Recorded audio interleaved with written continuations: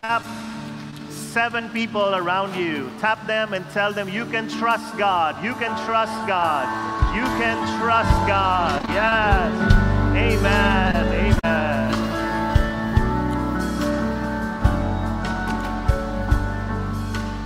Let's give the Lord a big hand. Bless His name. Thank you, Jesus. Thank you, Lord. Hallelujah. Let's pray our favorite prayer in the name of the Father, and of the Son, and of the Holy Spirit. Amen. Together, today, I receive all of God's love. Open myself to the unbounded, limitless, overflowing abundance of God's universe. Today, I open myself to God's blessings, healing, and miracles. Today, I open myself to God's Word, so I become more like Jesus every day. Today, I proclaim that I am God's beloved. I am God's servant. I am God's powerful champion. And because I am blessing the world. In Jesus' name, amen. Thy word is a lamp unto my feet, and a light unto my path.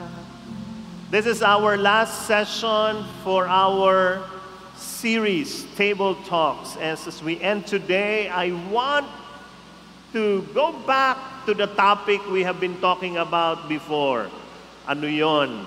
What does spiritual maturity really mean? Ano ba talaga ang spiritual maturity? Tingnan nyo nga yung katabi nyo kung mukhang mature.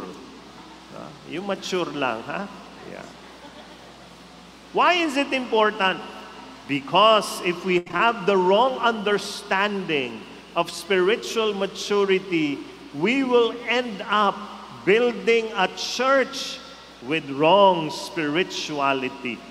Kaya, how we define spiritual maturity will define how we do the feast, will define how we do the church. And the Word of God says, love each other as I have loved you. Love each other. Magmahalan kayo, sabi ni Jesus, kung paano ko kayo minahal. This is what spiritual maturity is. It is actually what I believe the most important metric of holiness. Tingnan nyo nga yung katabi nyo, mukha bang banal yan? No? Tingnan nyo lang, huwag nyo pagtawanan. Ha? Mukha bang banal? This is our ultimate destiny. This is our highest goal, to love like Jesus. So today, I want to preach the simple message, love like Jesus. Sabi mo sa katabi mo, love like Jesus. So, if spiritual maturity means loving like Jesus, then the church must first of all be a group or band of people that love like Jesus. Put your hands upon your heart, close your eyes, bow down your head. Let the Lord speak to you today. He has a special message for you. Listen to Him. Lord, we are here, ready to listen to you. Help us, each of us, to hear you, but not just hear you, to follow what you will say. This is our prayer, and we believe we are going to bring home your miracles today. In your name, in Jesus' name, amen. Thy word is a lamp unto my feet, and a light unto my path. Give the Lord a big hand. Bless His name. Habang umuupo kayo, sabihin niyo sa katabi niyo, God will speak to you today.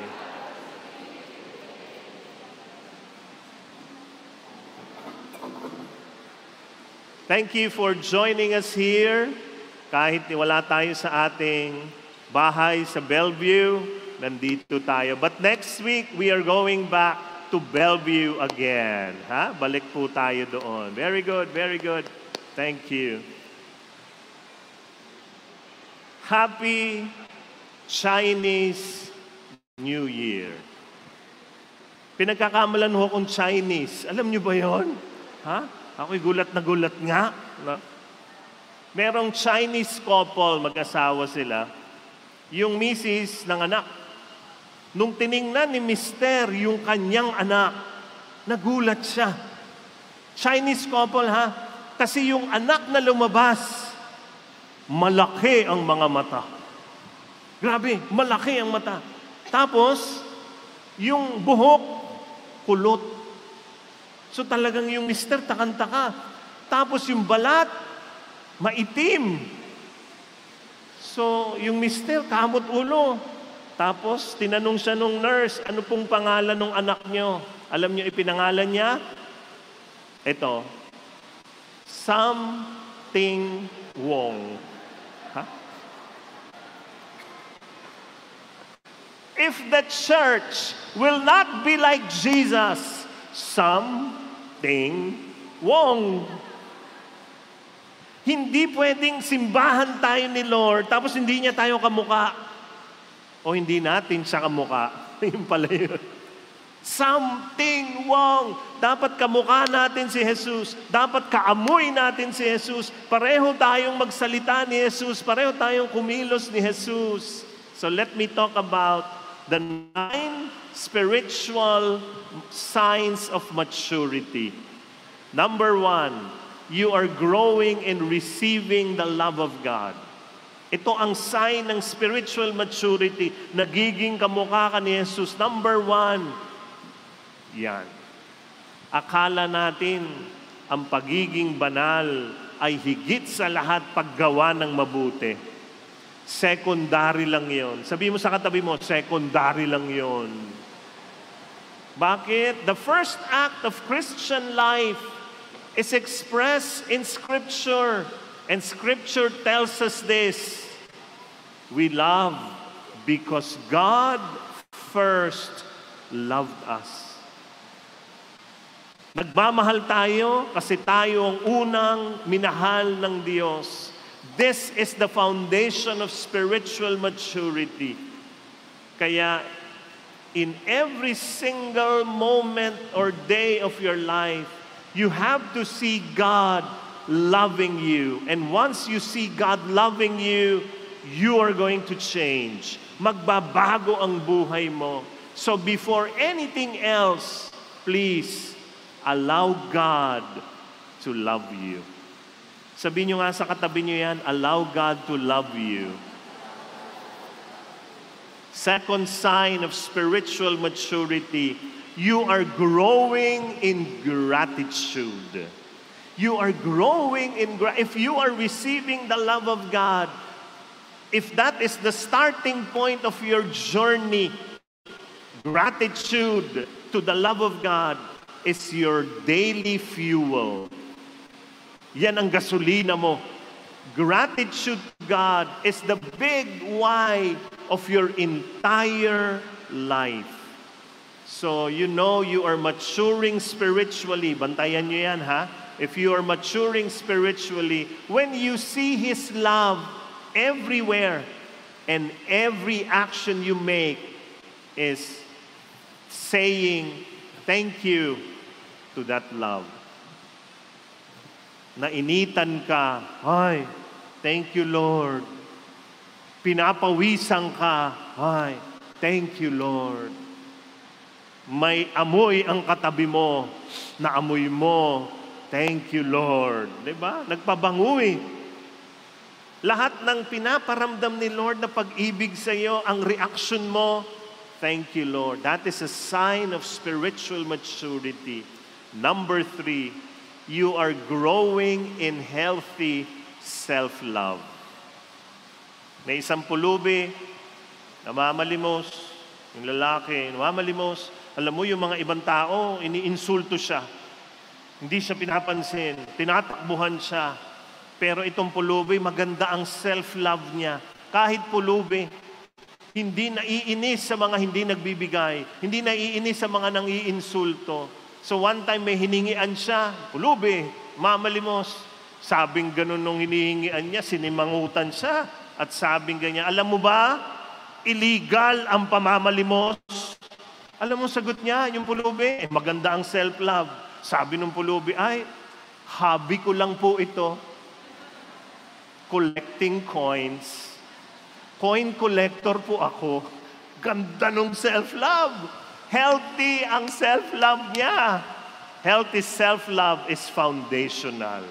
And where should it come from? Yan, ito mahalaga. Saan galing yung healthy self-love mo? When you receive God's love, you learn to love yourself.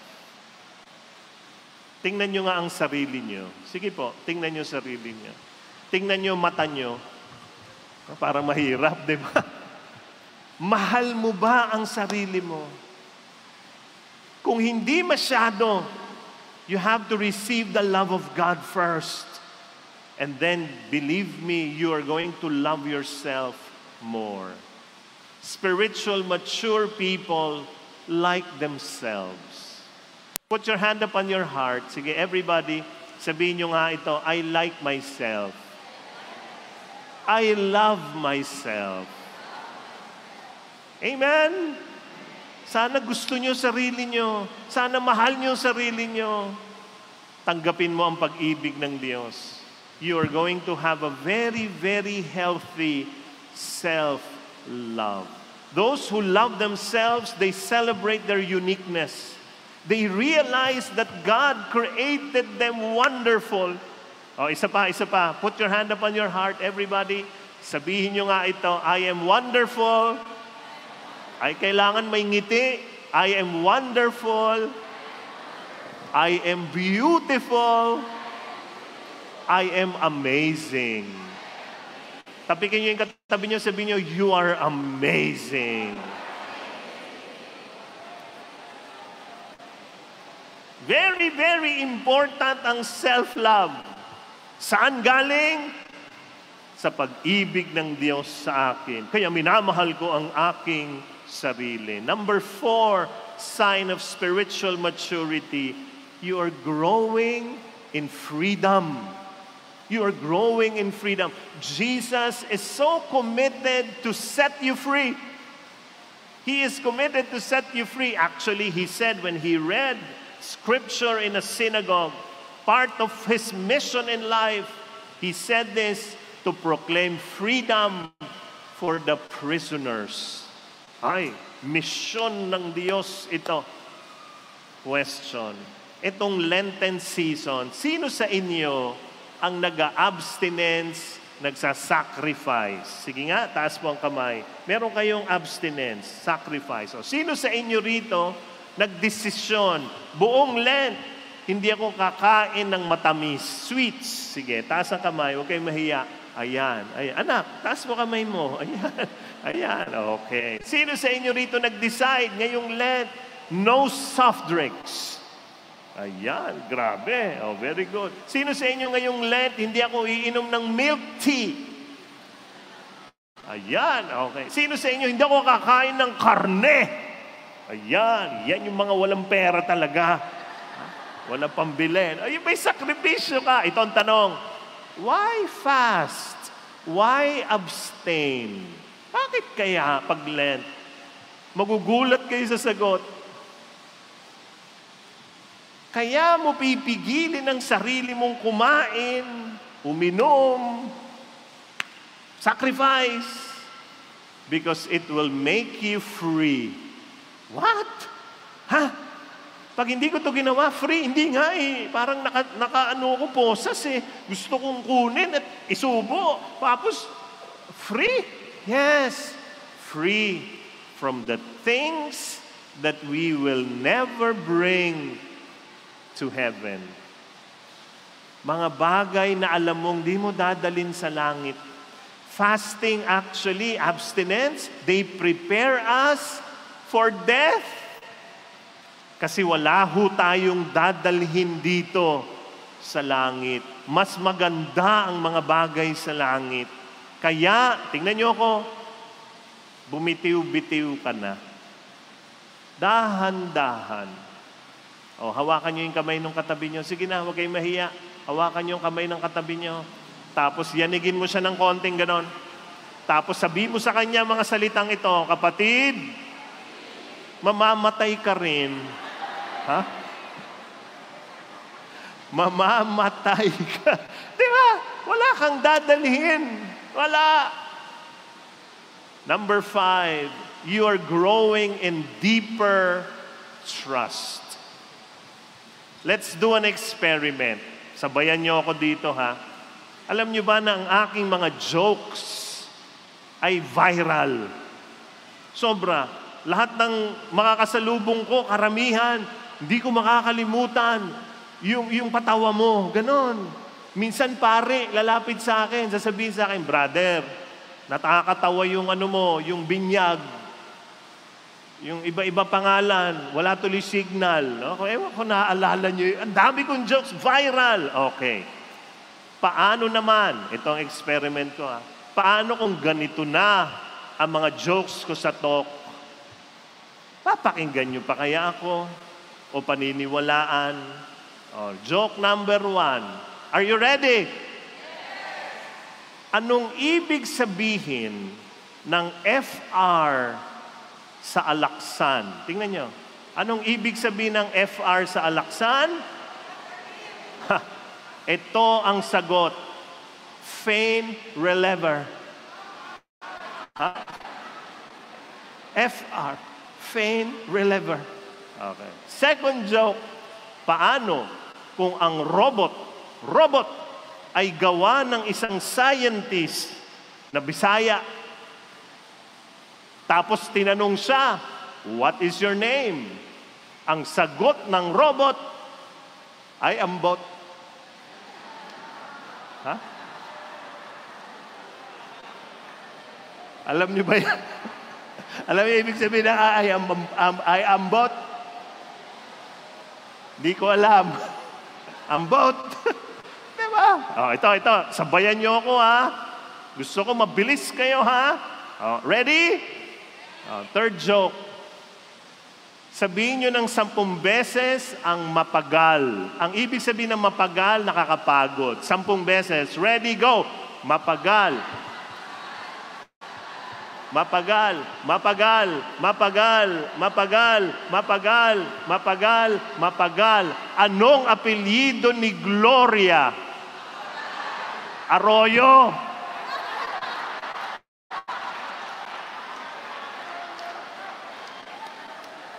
Arroyo? Anong? Pagkatapos sa mga ganong jokes, papaniwalaan niyo pa kaya ako? Susunod pa ba kayo sa aking sasabihin? Baka hindi na. What is my point? My point is this. A disobedient problem is a trust problem. A disobedient problem. Hindi ako sumusunod. Bakit? Wala kang tiwala. Kaya if you peel away the layers of disobedience, you are going to find at its very core the lack of trust in God. Hindi sumusunod kay Lord. Bakit? Walang tiwala sa Panginoon. As truly spiritual, mature person, trusts and obey God. Number 6. Sign of spiritual maturity. You are focused on the spirit of the law, not the letter of the law. Anong ibig sabihin yan? During the time of Christ, this was his huge message to everybody. In the Sermon on the Mount, he was talking about Torah. Do not kill, do not commit adultery, obey the Sabbath. Pero meron pa siyang pinakita, the spirit of the law. Ito ang sabi niya, example na sinabi ni Jesus. The Sabbath was made to meet the needs of people, not people to meet the requirements of the Sabbath. What is Jesus saying? Laws were made for people, not people for laws.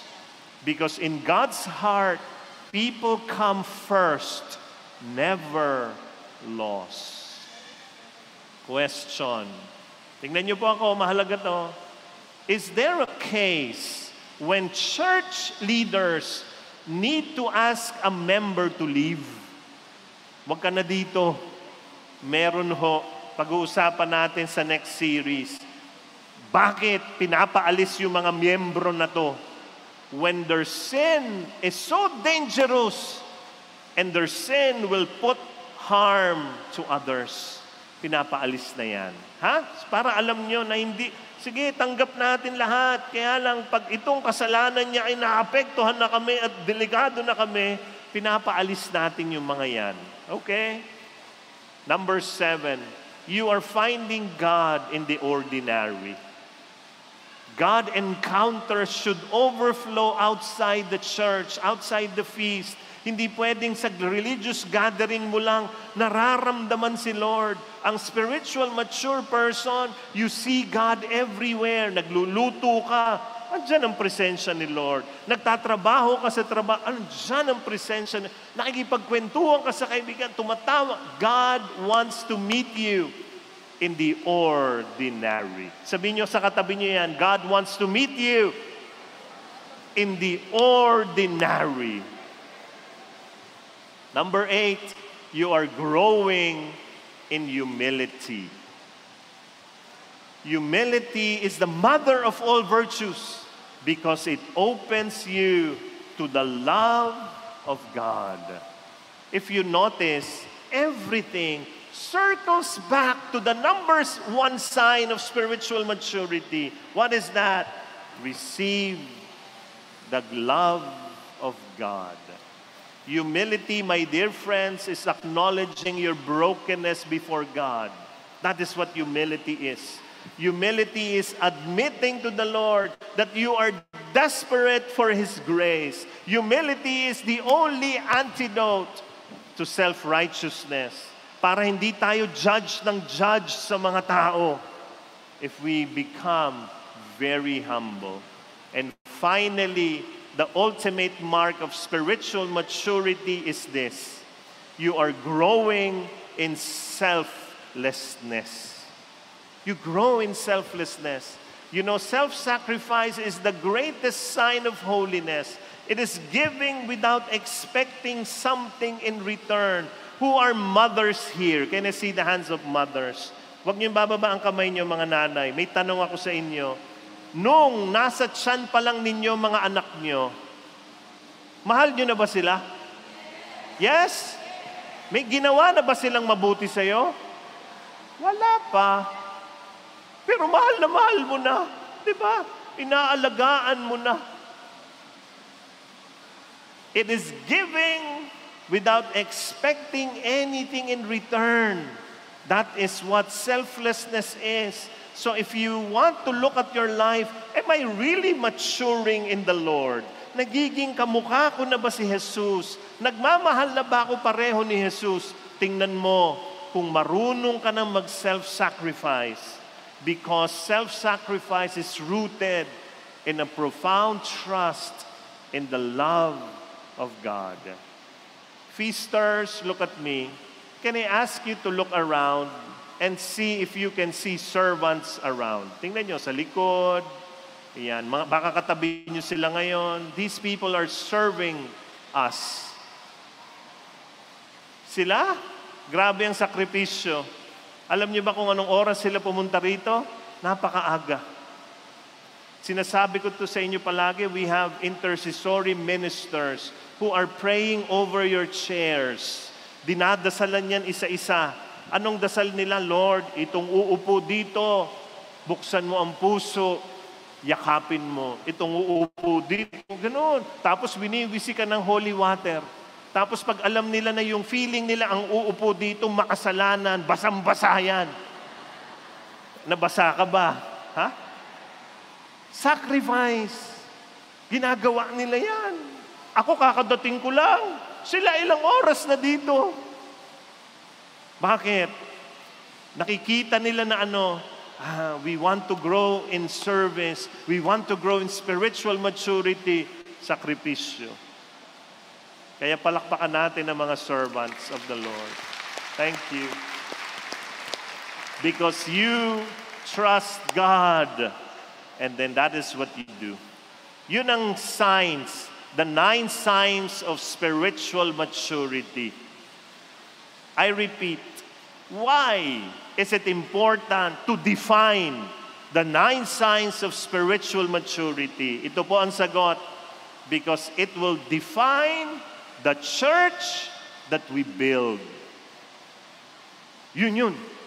So let me pause. I'll come back after.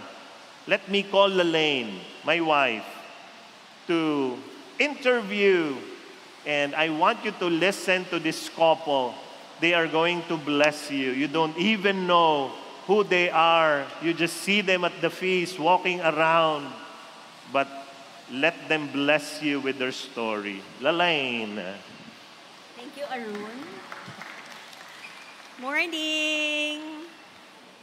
Different venue, same people, same love. Amen. Welcome, Feast family.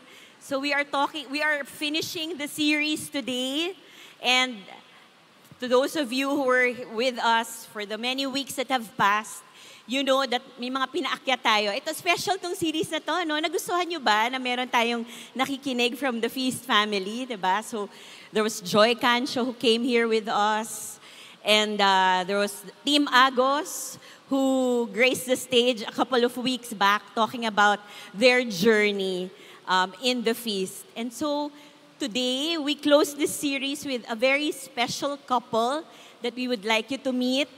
Sobrang low-key, sobrang hindi nyo alam kung ano ang kagandahan at kabutihang na ginagawa nila dito sa ating pamilya. Pero ngayon malalaman nyo na.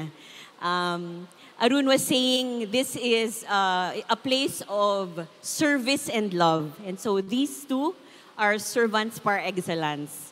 I will ask them to come up the stage now. None other than Romel and Jane Sapico.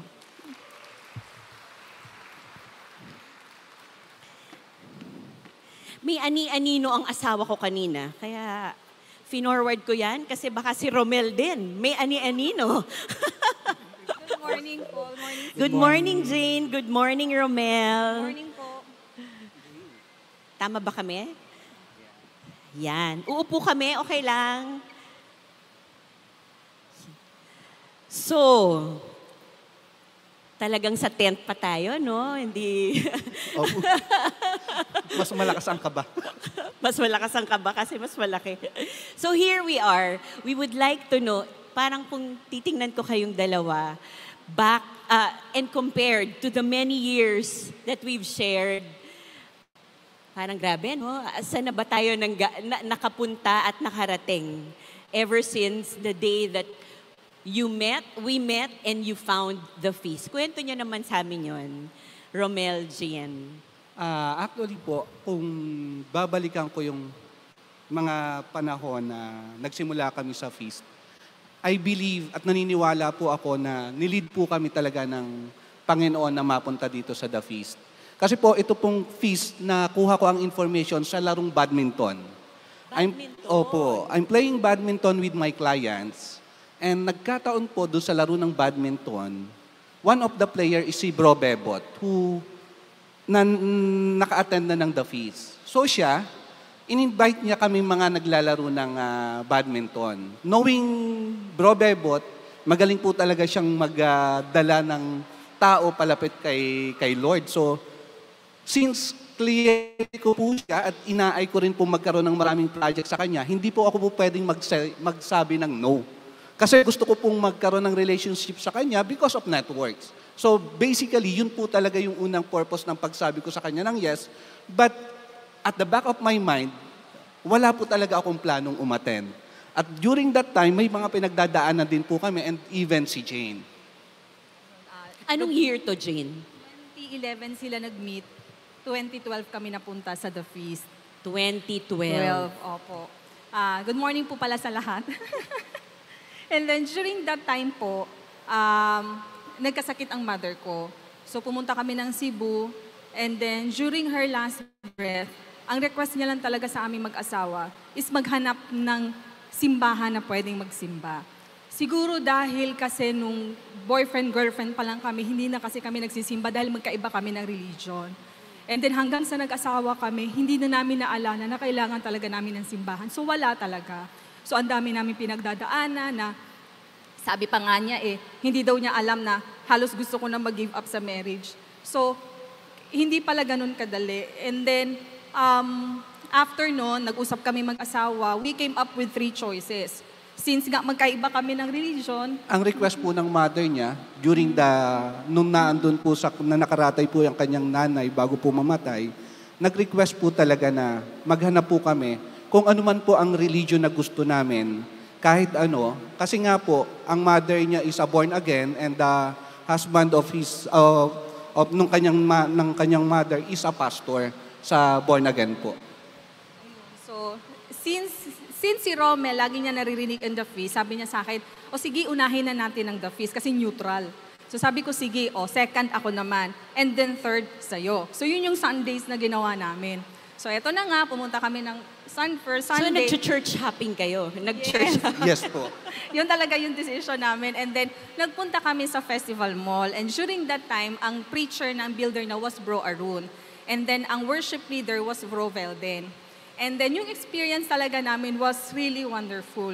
Hindi namin alam kung ano nararamdaman namin, pero siguro that was really just in time.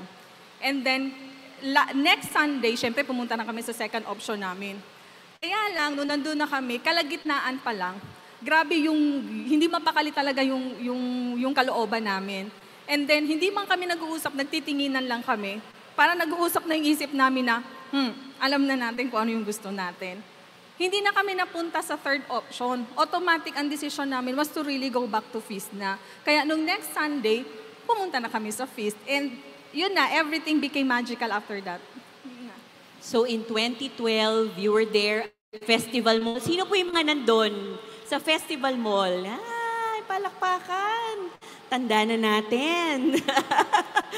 So you were there, 2012. And then, so kwento nyo sa amin, ano yung merong isang pivotal point habang nag-a-attend kayo as normal attendees, no, during that time? Actually po, ito po ay yung sa LACS, pag-attend po namin ng LACS retreat. Nung nag-iimbita po si Bro Bebot, nung hindi niya po ako mapa-attend dun sa unang invitations niya, he invited me again to attend the LACS retreat. So again, hindi naman po ako pwede magsabi sa kanya ng no, kasi nga, kliyente ko siya. Baka hindi niya ako bigyan ng project. So, Lux Retreat. Sino na po dito ang couples na naka-attend ng Lux Retreat? Palakpakan! Yan! We were just there. We celebrated Chinese New Year together, di ba? During Lux Retreat. 20th na yon. Anong batch kayo? LACS 2 po kami, batch 2. Lux 2. Halos founders pala kayo niyan, bro. So, okay. So, umuo ka kay Brother Bebot. Sabi mo, sige. Opo. A-attend kami niyan. Correct po. Nag-oo po ako sa kanya. Sa LACS 1 po, hindi po kami nakasama because of... So, nag-register po kami ng LACS 1, pero because of fear. Kasi nga po, bago kami doon sa feast, wala po kaming ganun kakilala. Si Bro Bebot lang po ang kakilala niya. And may takot po kami, hindi namin alam kung ano ang mangyayari doon, ano ang gagawin, baka may ipagawa sa amin. Since she is a born again, and hindi rin po ako Catholic, so may takot po talaga. Kaya the day na darating yung LACS retreat, hindi na po kami nakapag-join. Nag-back out na po kami. That's the problem po. Oh, sa LACS 1, hindi yun natuloy. Hindi po natuloy ang LACS 1. But siguro dahil nga sa experience ni Bro Bebot, kinulit niya po kami to attend naman the LACS 2. So, since si Bro Bebot talaga pong magaling mag-sales pagdating kayo sa Panginoon, so napauuli po kami niya na umattend ng LACS 2. And yung pong takot namin na hindi po kami Katoliko is nakausap ni Sis Daisy. Kinausap kami ni Bro Reggie and Sis Daisy na... Dito ba sila? Reggie and Daisy Lim, wala pa. Okay. Ayan, kinausap nila kami na kung ano yung reasons kung bakit nga ayaw, nag-back out kami. So sinabi nga namin yung takot and then sabi nila, ay hindi, okay lang yun.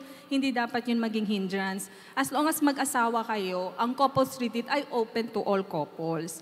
Kaya yun, inassure nila kami. Di syempre, pag nakakausap mo na talaga, and then we decided na talaga na okay, go na. Attend na kami ng LOX 2. Kahit may pag-alilangan pa kami, syempre, alam mo na the unknown, hindi mo alam kung anong gagawin.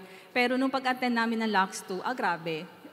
Very blessing, daming blessings namin nakuha. So Thank you, Lord. actually, ang LOX 2 po talaga naging pivotal namin to have more, yung maging mas malapit kami sa Panginoon kasi the blessings na nakuha po namin doon sa LOX retreat, nagagamit po namin sa amin bilang buhay may asawa at bilang may anak na rin po at bilang anak din sa isang magulang. So ang dami po naming natutunan na kung saan nangako nga po kami doon na we will pay forward para kahit papano makapagbigay din po kami ng tulong doon sa ibang couples. Kaya yung LOX 3 po, nakapag-invite po kaming 5 couples para mag-join naman ng LOX 3 during that time.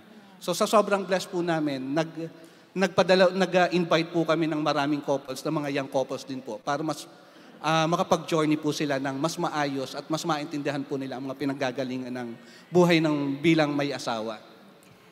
Actually, magpasa hanggang ngayon, nag-invite pa rin kayong dalawa, di ba? So, bakit nyo yun ginagawa, bro? How has, I will rephrase this, no? How, maybe may nakita kayo dito, ano yun? At mula noon hanggang ngayon, nandito pa kayo at nag-iimbita pa kayo. The feast has changed your life in what way?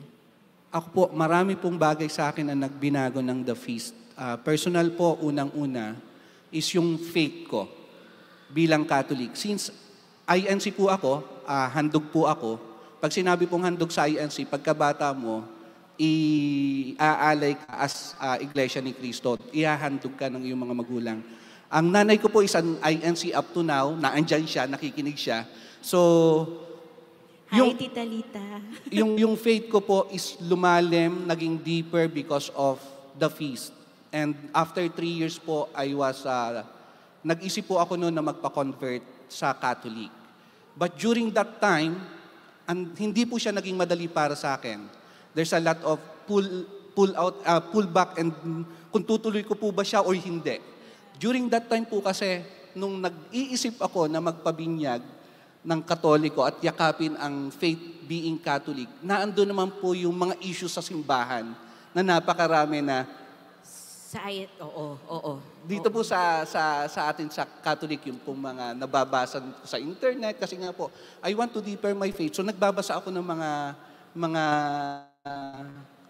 story nangyayari regarding sa Catholic. So actually natanong ko po nga si God dyan regarding dyan. Lord, ito po ba talaga ang gusto mo na lumipat ako sa Catholic at na magpabinyag ako sa Catholic?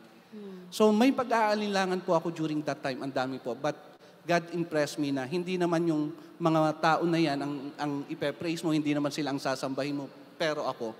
So, kaya po, nung ramdaman ko po yung impression na naririnig ko po yung voice niya sa tenga ko, lumapit po ako kay Bro Arun.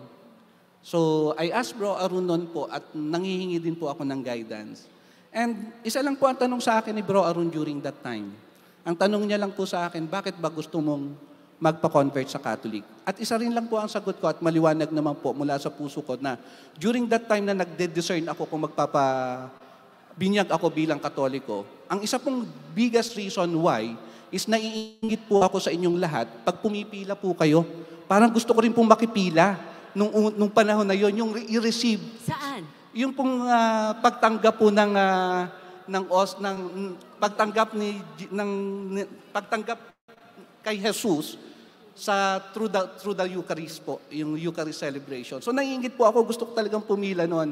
But hindi ko po alam kung ano ang reason why, bakit may mga ganon. But dahil nga po doon sa pagbabasa ko at pag-aaral ko ng mga story, so tapos ano pa rin po ako kay Bro Arun, nagtanong nga and ang sinabi niya, then go ahead.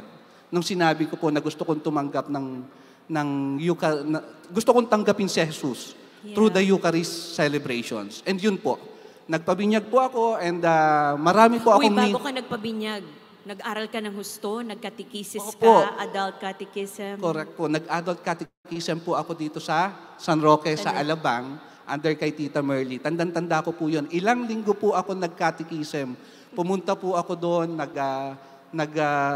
ano po talaga, intentionally ko po talagang inaraw-araw na puntahan si Tita Merly sa lahat ng schedules niya para mas maintindihan ko po kung ano yung ginagawa bilang Katoliko. So embracing the faith of Catholic, yun po talaga yung ginawa ko during that time. Palakpakan naman natin si Ron. So siya po yun, siya yung kinakwento namin sa inyo na...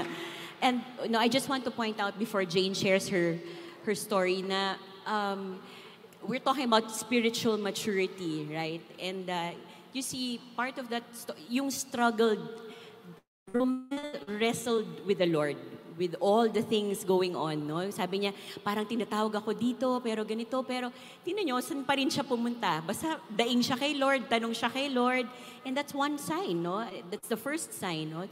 Receive the answer, receive the love from the Lord, no? So, thank you so much. We thank and praise Him for bringing you here to our family. So, ayan, Katoliko na siya, no? Alala ko yun, isputing ka pa nung nabininyag. Ninong ang asawa ko nun. Tama po. Marami po akong ninong dito. Maraming ninong at ninang nung bininyagan siya. Ikaw, Jane, how has the feast changed you, your marriage, your faith walk? Una po, nung after po talaga ng Lux, we were lucky na yun na nga we were able to attend. But part kasi ng Lux is aalagaan kanila bilang couples. So we were so blessed na mapunta sa LG nila Bro Reggie and Sis Daisy. And then nadagdagan pa nila Bro Chris and Sis Lani. So yung mga couples doon inaalagaan nila, we journey together. So from there, ang dami naming natutunan. So yung mga takeaway namin during Sunday is pag-uusapan namin in our small groups. So, yung dati pa nga, CG pa nga yun eh. Every week pa kaming nagkikita during that time, bago siya naging light group. So, yung bang pagka meron kaming hindi kayang pag-usapan ng kami lang, pag nandun kami sa group na yon, minsan hindi na namin kailangan i-share kasi nasi-share na rin ng ibang couples and nagkakaroon kami ng different perspective na at the end of the day, tinatawanan na lang namin. So, mas nagiging light. So, kung pag-aasawang pag-uusapan and journey of becoming a better person talaga, yung every Sunday and every meeting journeying with the same people that have the same love and faith for the Lord is talaga making it more tight. Yeah. Maganda siya. Tapos after, meron pa kayong ginawa because you wanted to grow more in your faith, you wanted to get to know the Lord more. Saan tayo nagpunta? Yun po, we intentionally joined the Holy Land Pilgrimage kasi nga po, gusto kong lumago yung pagkakakilala ko kay Jesus kasi nga po, being those other religions, hindi naman po namin talaga kinikilala. Jesus is just Jesus as Son of God. So, yun lang po siya. Pero, since nagpa-convert po ako ng Catholic, I want to know more about Him. So yun po, nagpunta po kami sa Holy Land. We joined the Holy Land Pilgrimage po ni Bro Aaron and Sis Lanaine. And ang dami po naming natutunan. Iba po yung mas makita mo at maramdaman mo yung pinagdaanan ni Jesus doon sa lugar mismo kung saan siya naghirap at kung saan siya doon nagpakita ng mga bagay na nagpapatunay na siya ay anak ng Diyos at siya ay Diyos.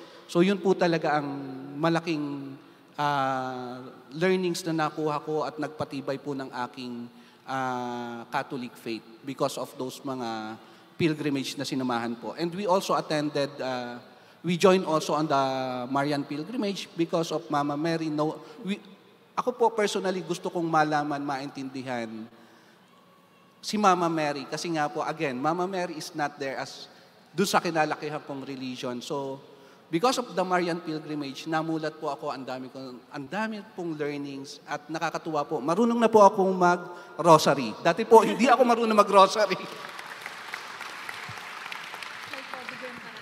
Lagi po ako may codigo before, but ngayon po, pinagmamalaki ko po na yun na marunong na po akong mag-rosary. yung yung blessing na nakuha din namin out dun sa Marian Pilgrimage is yung mapasama po kami dun sa LG ni Bro Arun. Yung experience namin journeying with other pilgrims is masarap siya kasi yung experience na hindi namin makukuha din sa iba. So bit-bit namin siya. And at the same time, binigyan kami ni Lord ng literal na teacher through Bro Arun and Sis Lalaine sa inyo nga po. Kaya kung blessing lang ang pag-uusapan, sobra-sobra po talaga ang nakuha namin. Actually Praise po, the Lord. second home na po namin itong The Feast and we consider the people here as our family. Kasi dito rin po kami humuhugot ng lakas kapag medyo may kulang po kami, pag may pinagdadaanan kami. So, yung mga tao po dito, we really feel the love from them. Pagpasok mo pa lang, ramdam na ramdam mo ang pagmamahal ng bawat isa dito. And wala po kaming, kundi po lahat pasasalamat ang po pwede namin sabihin pag naandito po kami sa feast. And even po in our life outside, ramdam na ramdam din po namin ang pagmamahal ng Diyos sa amin. Sa lahat po ng bagay na ginagawa namin, naandun po siya at ginagay niya po kami. Kaya sobrang-sobra po, ang kagandahan lang po noon, because of the feast, we are aware what God is doing to us sa lahat ng bagay na ginagawa namin. Thank you, Lord. Alam niyo po, itong si Romel tsaka si Jane, and we're gonna end here. I've always wanted to, and I'll tell this to them personally, but here right now, I just want to honor you because of your always being open.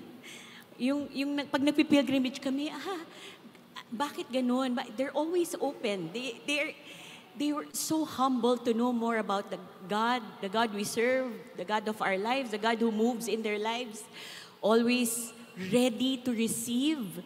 And that's how the Lord is in their lives. Yun talaga. Kaya hinahayaan nilang buhusan sila ni Lord sa kanilang buhay. They're successful business owners. Pag titingnan niyo po sila, hindi niyo alam na libo-libo ang kanilang mga tauhan sa kanilang business.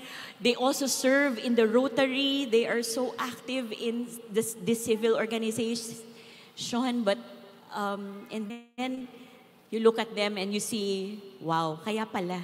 Kasi buhay na buhay ang relasyon nila kay Lord. And thank you for being an inspiration to all of us here at the feast. Thank you for journeying with this family mula 2012 and sana until forever and ever. Mag-last words naman kayo sa kanila. Anong last message nyo? So kami po, wala po kami pwedeng ibang sabihin kundi magpasalamat po sa lahat. At let's continue serving in the feast and attending the feast because it will guide us and it will really help us. Katulad po nung nangyayari sa amin. Ang dami pong miracles na nangyayari sa amin na kung ikukwento lang po namin, maubusan po tayo ng oras. So, Ako naman po, wag po tayong tumigil na magsimba every Sunday dito. Kasi kung sa business nga, sa corporate, may business meeting. Dito kasi every Sunday is parang life meeting with the Lord. So kami personally, pag confused kami, hurt kami, dito kami, parang pag nandito kami, nakakalma yung aming kalooban. And, tissue. Meron, ready ako. Iyakin talaga ako, kaya nag-ready ako. At saka, sabi ko sa likod ako iyak. Pero hindi talaga. Ayun,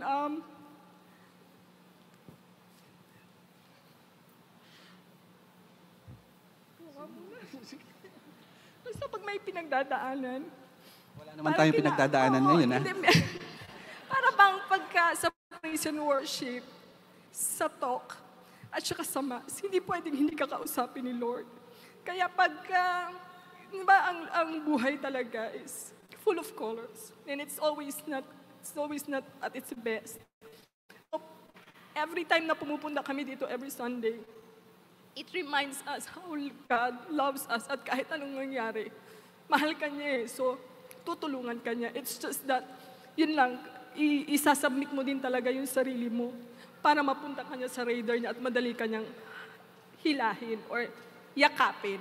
So, yung pagpunta namin dito sa feast is not to become the best person, ganito, ganun. Siguro it's just that yung pagmamahal ni Lord, sinahayaan namin na baguhin kami unti-unti and become the best person every day, better and better, become more loving, and yung yung faith kay Lord is mag-deepen. And sabi mo nga sis, na hanggang sa marami pang taon, sana ang feast ay marami pang mas mabless na tao tulad namin nung kami ay lost. Amen. Brothers and sisters, Romel and Jane sa Pico. Thank you. Thank you so much. Thank you. Thank you. Okay. Let's give a big hand again to them. Thank you, Lord. Kung napansin nyo, hindi namin sila pinilit. Alam namin na Iglesia ni Cristo si Romel, born again si Jane. Hindi namin sila sinabi, oh, you want to continue attending, you have to be converted. Wala. Talagang we just journeyed with them. And then one day, they said that. No? May mga uma-attend din dito na hindi Katoliko, pero wala kayong narinig sa amin na nagsabi kami na uy, magpa-convert ka. Wala. We just welcome you and we just love you, trying our best to love you like Jesus. Let's all stand, everybody. Kunin nyo na ito. Baka mapaupo ako eh.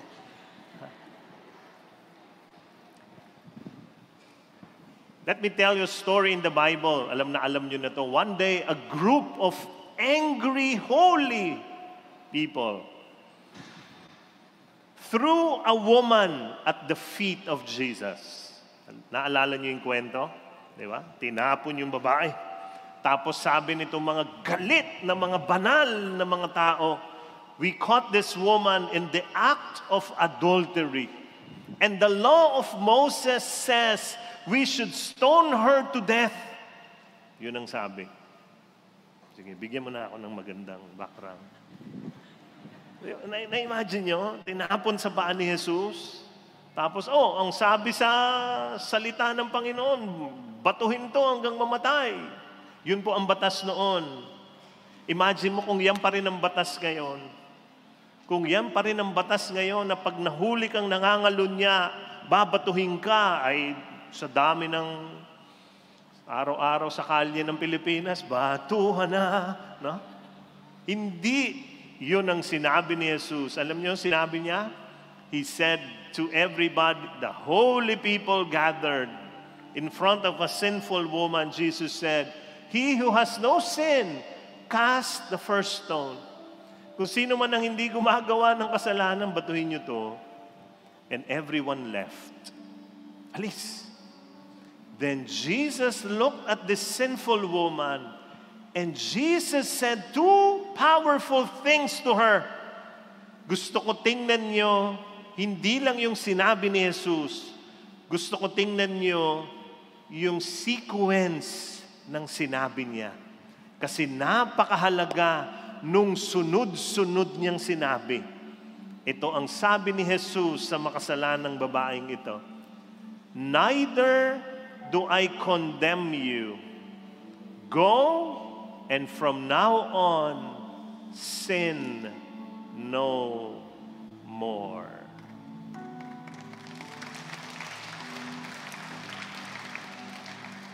Look at the sequence kung paano niya sinabi. Condemn, sin no more. Sin no more, condemn. Tingnan nyo ha. Some religious people inverted the sequence.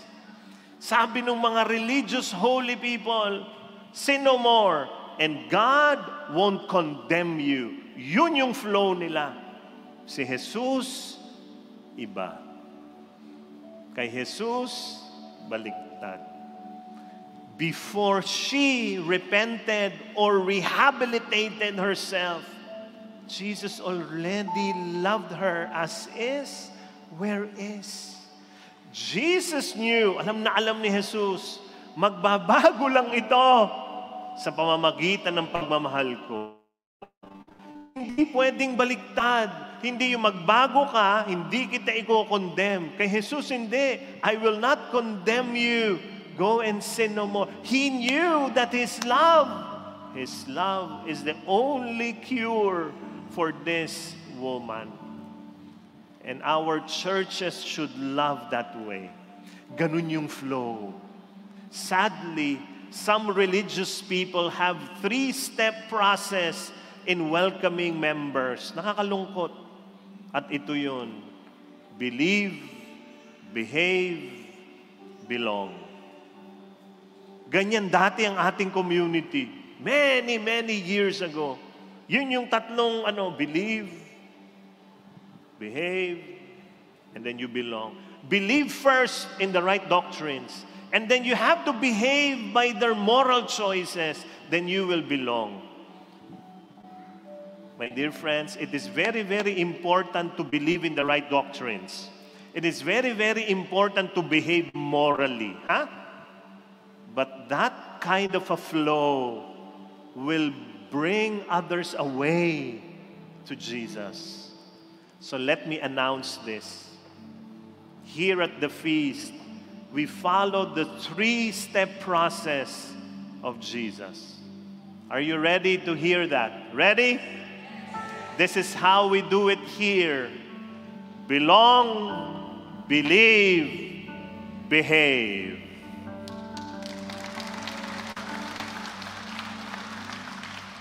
Right now, you already belong to the family. Pasensya na kayo ha, meron kaming usapan dito. Hindi mo alam. Pagpasok mo sa feast, pamilya ka na. Wala kang kaalam-alam.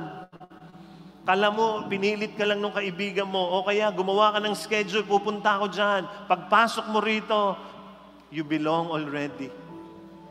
You belong already. Even before you believe, even before you behave, you belong here. Now we are going to worship. Please do, as we worship, do the first spiritual maturity step. Receive the love of God. Receive it. Receive His love now. Receive the love of God right here, right now. Because the same Jesus who loved the adulterous woman is here right now. The same Jesus who died on the cross to rescue you from your sin is here right now. Please, trust in His love for you. And His love will transform you. And then surrender to His power. And believe me, one day, you will love like Jesus. Put your hands upon your heart again. Close your eyes, bow down your head. Let us come to prayer. Lord, we are here. We need you. We are just here receiving your love. This is the first step, Lord. Tanggapin ang pag-ibig mo sa akin. Ang dami kong kasalanan ginawa buong linggo, pero mahal mo pa rin ako. Lord, I pray for my brothers and sisters. You know their journey this week. You know what is happening to them. Love them as they are. Thank you, Jesus. Thank you, Lord. Brothers and sisters, just open your heart to Him. He loves you. He cares for you. Receive His love right now. And as you receive it, trust Him more. Trust Him that He will sustain every area of your life. Trust in Him. God is here. He loves you and He cares for you.